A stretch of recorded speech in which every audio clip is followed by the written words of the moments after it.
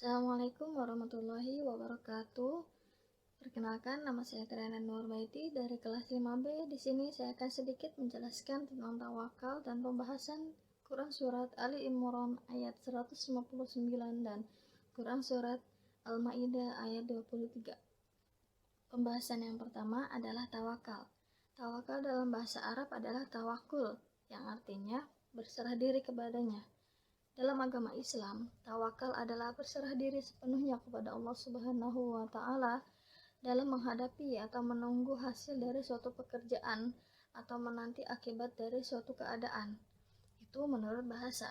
Selanjutnya, menurut terminologis. Tawakal adalah suatu sikap mental seseorang yang merupakan hasil dari keyakinannya yang bulat kepada Allah. Karena di dalam tauhid, ia diajarkan agar meyakini bahwasannya hanya Allah Subhanahu wa Ta'ala lah yang menciptakan segala-galanya. Pengetahuannya maha luas, dia yang menguasai dan mengatur alam semesta ini. Keyakinan inilah yang mendorongnya untuk menyerahkan segala persoalannya kepada Allah Subhanahu wa Ta'ala. Hatinya tenang dan tentram serta tidak ada rasa curiga karena Allah Maha Tahu dan Maha Bijaksana. Dengan demikian, tawakal kepada Allah bukan berarti penyerahan diri secara mutlak kepada Allah, akan tetapi penyerahan diri yang harus didahului dengan ikhtiar secara maksimal. Abu Mutaibaiki berkata kepada Hatim al-Asam, "Betulkah engkau berjalan tanpa bekal di hutan ini hanya semata-mata bertawakal?" Jawabnya, "Tidak. Aku berpergian jauh pasti berbekal." Lalu, apa bekalnya? Jawabnya, 4 perkara bekalku, yaitu: yang pertama, aku yakin bahwa dunia seisinya adalah milik Allah Subhanahu wa Ta'ala. Dan yang kedua, semua makhluk adalah hambanya. Dan yang ketiga, segala usaha atau bekerja adalah semata hanya faktor penyebab saja. Sedangkan rezeki ada di tangan Tuhan. Dan yang terakhir, yang keempat, dan aku yakin bahwa ketentuannya pasti berlaku bagi semua makhluk.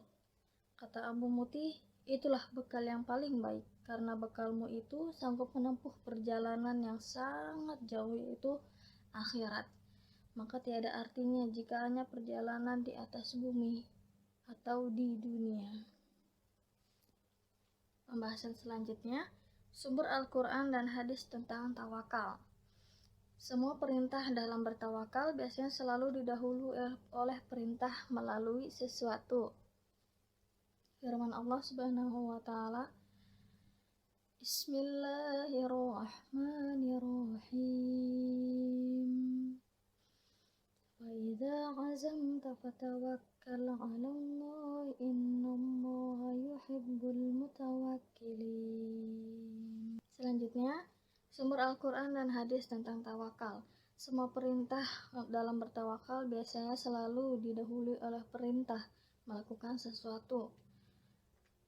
Allah Subhanahu wa Ta'ala berfirman, Bismillahirrahmanirrahim.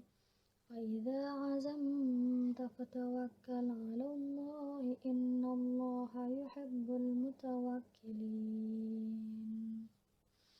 Yang artinya, kemudian apabila kamu telah membulatkan tekad, maka bertawakallah kepada Allah.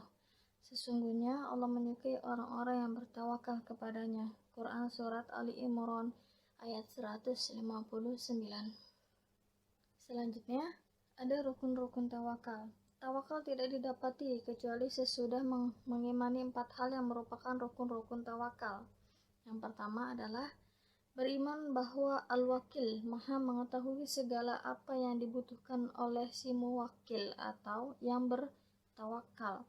Yang kedua, beriman bahwa Al-Wakil Maha kuasa dalam memenuhi kebutuhan muwakil. Yang ketiga, beriman bahwa dia tidak kikir. Dan yang keempat, beriman bahwa dia memiliki cinta dan rahmat kepada muwakil. Selanjutnya, ada manfaat-manfaat tawakal. Yang pertama, mewujudkan iman. Yang kedua, ketenangan jiwa dan rehat hati. Dan yang ketiga, kecukupan dari Allah segala kebutuhan orang yang bertawakal. Yang keempat, sebab terkuat dalam mendatangkan berbagai manfaat dan menolak berbagai mudarat. Yang kelima, mewariskan cinta Allah kepada sang hamba. Yang keenam, mewariskan kekuatan hati, keberanian, keteguhan, dan menantang para musuh. Yang ketujuh, mewariskan kesabaran, ketahanan, kemenangan, dan kekokohan. Yang kedelapan, mewariskan rezeki, rasa ridha, dan memelihara dari kekuasaan syaitan. Dan yang terakhir, sebab masuk syurga tanpa hisab dan tanpa azab. Selanjutnya ada implementasi atau ciri-ciri orang yang berperilaku bertawakal kepada Allah Subhanahu wa taala. Orang yang bertawakal kepada Allah Subhanahu wa taala akan berperilaku antara lain. Yang pertama, selalu bersyukur apabila mendapat nikmat dan bersabar jika belum atau tidak tercapai apa yang diinginkannya. Yang kedua, tidak pernah berkeluh kesah atau gelisah. Yang ketiga, tidak meninggalkan usaha dan ikhtiar untuk mencapai sesuatu. Yang keempat, menyerahkan dirinya atas semua keputusan Allah Subhanahu wa taala setelah melakukan usaha dan ikhtiar secara sempurna. Yang kelima, menerima segala ketentuan Allah dengan ridha terhadap diri dan keadaannya. Dan yang terakhir, berusaha memperoleh sesuatu yang dapat memberikan manfaat kepada orang lain. Dan sebagai tanda tawakal kita kepada Allah Subhanahu wa taala, kita yakin bahwa segala sesuatu yang datang kepada diri kita adalah yang terbaik bagi kita, insya Allah. Tiada keraguan sedikit pun di dalam hati apabila mempunyai perasaan untuk menghindarinya segala sesuatu yang menimpa kita. Meskipun hal itu terasa pahit dan pedih bagi kita, kalau hal itu datangnya darinya, yakni dari Allah Subhanahu wa taala, tentulah hal itu yang terbaik bagi kita. Inilah bentuk tawakal yang sesungguhnya. Barang siapa yang bertawakal kepada Allah, maka Allah akan mencukupinya dan memberinya rezeki dari arah yang tidak diduga-duga. Min haitsu la yahtasib. Allah Maha Kuasa untuk mengirimkan bantuan kepada hamba-hambanya dengan berbagai cara, termasuk cara yang bagi manusia tidak masuk akal.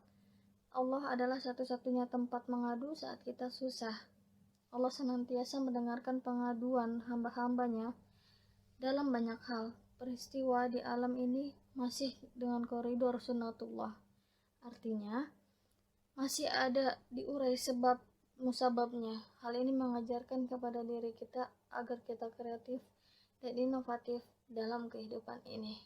Baik, pembahasan yang selanjutnya adalah pembahasan Quran Surat Ali Imran ayat 159. Sebelumnya, saya akan membacakan Quran Surat Ali Imran ayat 159. Bismillahirrahmanirrahim.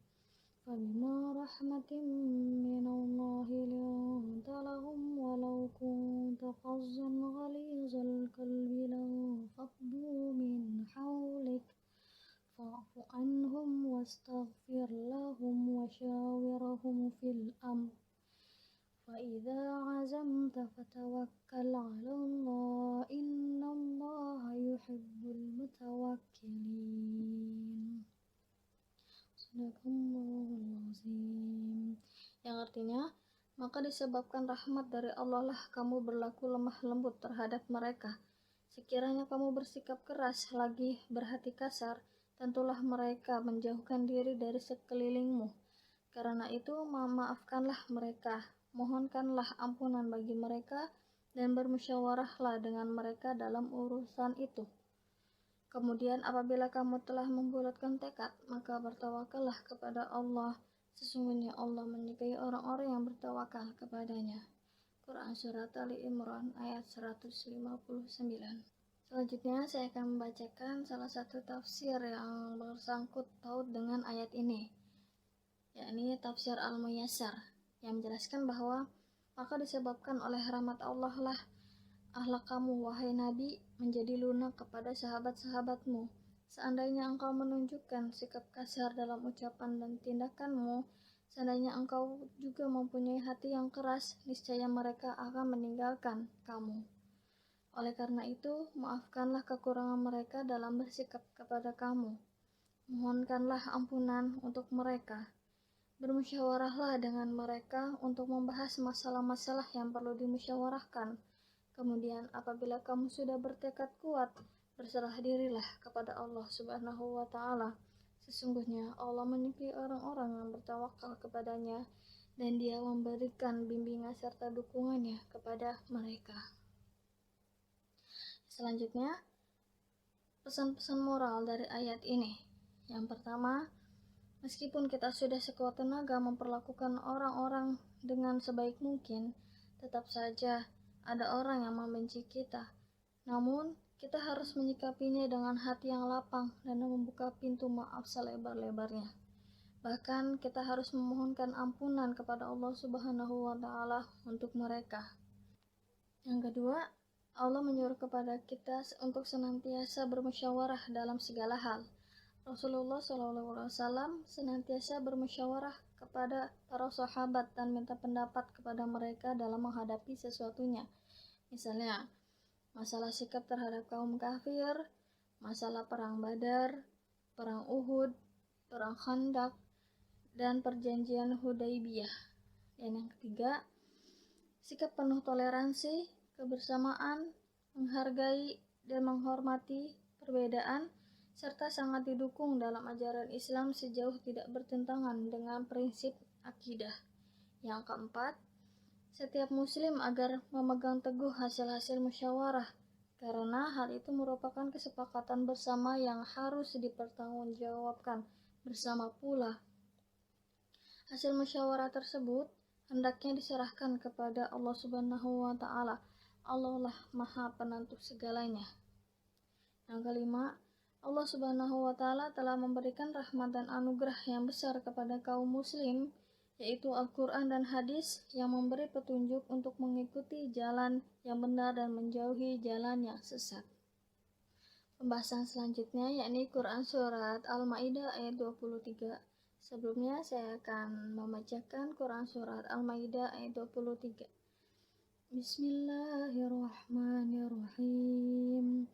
Qala rajulani minal ladzina yakhafuna an'ama Allahu 'alaihim adkhulu 'alaihimul bab fa idza dakhaltumuhu fa innakum ghalibun wa 'alallahi fatawakkalu in kuntum mu'minin. Yang artinya, berkatalah dua orang laki-laki di antara mereka yang bertakwa, yang telah diberi nikmat oleh Allah. Serbulah mereka melalui pintu gerbang negeri itu. Jika kamu memasukinya, niscaya kamu akan menang. Dan bertawakallah kamu kepada Allah jika kamu orang-orang yang beriman. Selanjutnya saya akan membacakan salah satu tafsir yang menjelaskan tentang ayat 23 dalam surat Al-Ma'idah ini, yakni dalam tafsir Al-Muyassar. Dua orang laki-laki dari kalangan orang-orang yang hanya takut kepada Allah, Allah telah memberikan nikmatnya berupa ketaatan kepadanya dan kepada nabinya. Berkata kepada Bani Israel, masuklah kepada orang-orang yang sombong tersebut melalui gerbang kota dalam rangka mengikuti sebab akibat. Bila kalian masuk, maka kalian akan bisa mengalahkan mereka. Dan hanya kepada Allah sajalah hendaknya kalian bertawakal bila kalian adalah orang-orang yang benar-benar mempercayai apa yang dibawa oleh Rasul kalian dan mengamalkan syariatnya. Pembahasan terakhir yakni saya akan membacakan pesan moral dari Quran Surat Al-Ma'idah ayat 23 ini. Yang pertama, barang siapa yang takut kepada Allah, maka ia tidak akan takut kepada kekuatan apapun. Iman kepada Allah merupakan unsur kekuatan, kemuliaan, dan kebesaran. Yang kedua, apabila kita bergerak maju, maka kemenangan dan pertolongan Allah akan tiba. Sedang tanpa berbuat apa-apa, hanya menunggu pertolongan semata-mata, maka akan sia-sia.